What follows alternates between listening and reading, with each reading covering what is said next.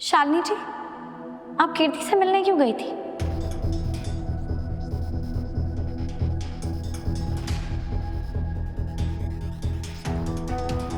आप कीर्ति से मिलने गई थी? पर आपका क्या कनेक्शन है कीर्ति से?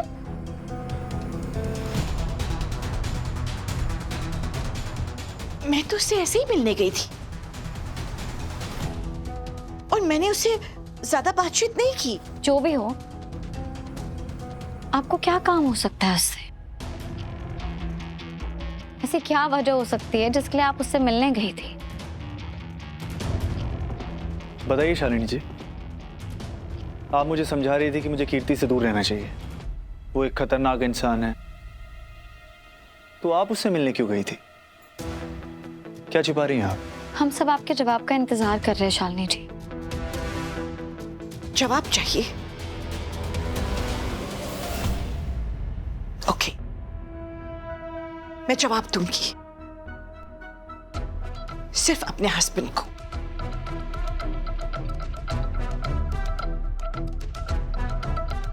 जवाब यह है कि मुझे इस परिवार के लोगों पर भरोसा नहीं है। नो नो नो, जैसा आप सोच रहे हैं वैसा नहीं। मुझे लगता है कि हमारे परिवार के लोग बहुत इनोसेंट हैं, भोले हैं और कोई भी उन्हें बेवकूफ बना सकता है। तभी तो देखिए ना, कीर्ति के इतना कुछ करने के बावजूद कौशल्या जी की हिम्मत हुई इस घर में कदम रखने की और राघव और रीत से मदद मांगने की। मुझे डर लग रहा था कि कहीं राघव और रीत फिर से इमोशनल होकर गलती न कर दे,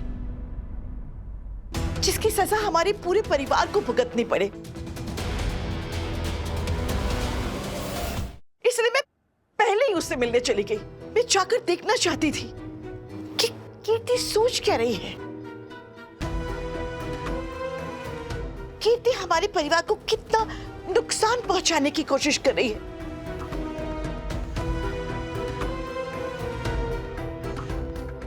मैंने अगर अपने परिवार के बारे में कोई फिक्र की तो मैंने कुछ गलत किया। रीत, मुझे नहीं लगता कि शालिनी जी ने कुछ गलत किया। अरे अपने परिवार के बारे में सोचना कुछ गलत है क्या?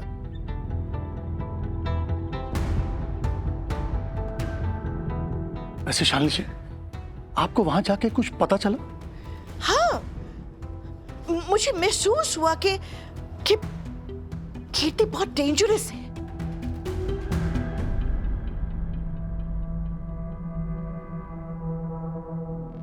और राघव कुछ भी कर ले, वो ठीक नहीं हो सकती। और मुझे तो ये भी फील हुआ कि ये उस पूरे परिवार की साजिश है, हमारे परिवार को फिर से नुकसान पहुंचाने की।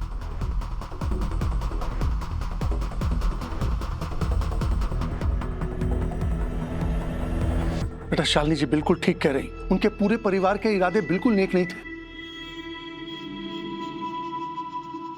शालिनी जी पे इतना शक मत करो प्लीज, आप सबके सामने मेरी साइड मत लीजिए, बिकॉज़ मैं जानती हूं मैं कुछ भी करूं, रीत को मैं गलत ही लगूंगी।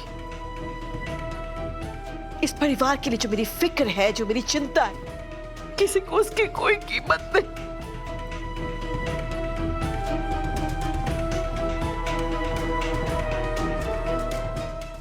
आपकी ये आंसू, ये भारी आवाज, ये आपके इरादों को छुपा नहीं सकती शालिनी जी।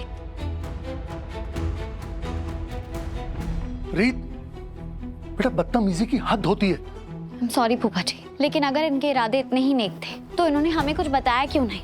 हमसे छुपाया क्यों? बिकॉज़ अगर मैं बताती तो तुम लोग मुझे रोक देते। और मैंने इतने साल एनजीओ में काम किया है, मेरी आदत हो गई है। अच्छा करके मैं अपना ढिंढोरा नहीं पीटती और ना ही महान बनने की कोशिश करती हूं। और सबसे बड़ी बात, मैं अपने फैसले खुद लेती हूं और मैं किसी को जवाब दे नहीं हूं। ठीक है, आप अपने फैसले खुद लीजिए, लेकिन एक फैसला मैंने भी लिया है। राघव कीर्ति से मिलने जाएंगे।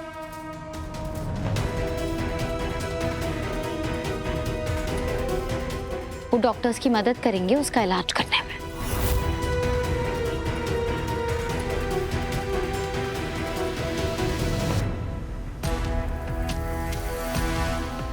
प्रीत, मैंने बाहर कुछ नहीं कहा, लेकिन तुम ऐसा सोच भी कैसे सकती हो कि मैं कीर्ति से मिलने जाऊंगा?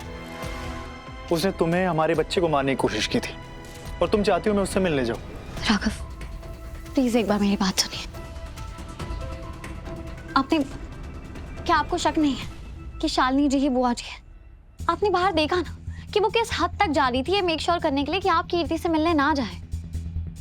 और वो इसलिए ये सब कर रही थी क्योंकि वो जानती है कि आपके मिलने के बाद अगर कीर्ति ठीक हो गई तो उनकी सच्चाई सबके सामने आ जाएगी और उनके लिए जीने मरने का सवाल है। क्या आपने उनकी आंखों में वो डर नहीं देखा? देखा था रीत, मेरा और तुम्हारा नजरिया एक है, लेकिन एक चीज है जो तुम देख नहीं रही हो। तुम्हारी डिलीवरी की डेट ज्यादा दूर नहीं है रीत, और कीर्ति का नाम सुनते ही तुम्हारे चेहरे पे जो डर आता है, जो उसने तुम्हारे साथ किया था, वो तुम भूल नहीं पा रही हो, और तुम उसके बावजूद चाहती हो कि मैं उसकी जाके हेल्प करूं। क्यों? क्योंकि यही एक तरीका है हमारे पास बुआ जी की सच्चाई सबके सामने लाने का। रीत, बुआ जी हमारी आंखों के सामने है, हम उन्हें देख सकते हैं, उनसे लड़ सकते हैं, लेकिन उस औरत को मैं बर्दाश्त नहीं कर सकता। कीर्ति का नाम सुनते ही मेरा खून खौलता है। राघव, आप एक बार फिर बुआ जी को कम समझने की गलती कर रहे हैं।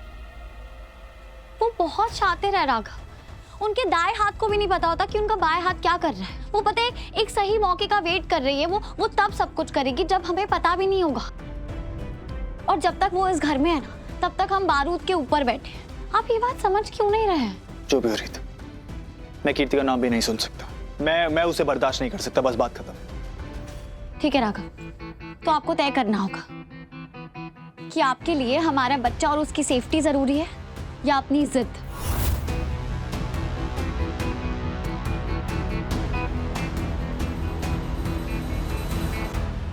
आई डोंट अंडरस्टैंड रीत। कभी कभी तो वो दुनिया की भलाई करने के लिए, इस परिवार की भलाई करने के लिए किसी भी हद तक जा सकती है, और कभी कभी वो कुछ ऐसी हरकतें करती है जिसका कोई लॉजिक नहीं है। मैं मानती हूं कि विक्रांत से तुम्हें बचाने के लिए उसने अपनी जान की बाजी लगा दी, लेकिन अब वो विक्रांत की सिस्टर की हेल्प करने के लिए इतनी बेचैन क्यों हो रही है? I mean, कीर्ति ने हमारे लिए क्या किया है, तुम्हारे लिए क्या किया है?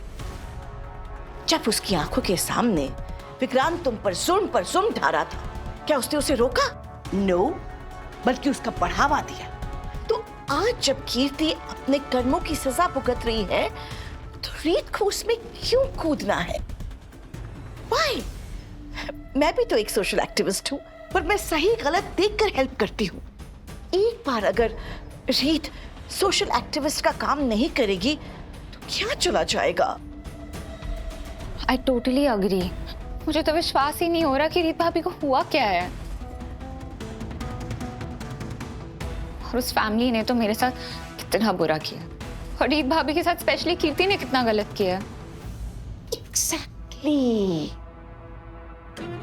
क्यों मुझे ऐसा भी लगता है कि आजकल रीत का जो ये सही गलत का हिसाब किताब है ना, वो थोड़ा खराब हो रहा है। उसकी जजमेंट सही नहीं है।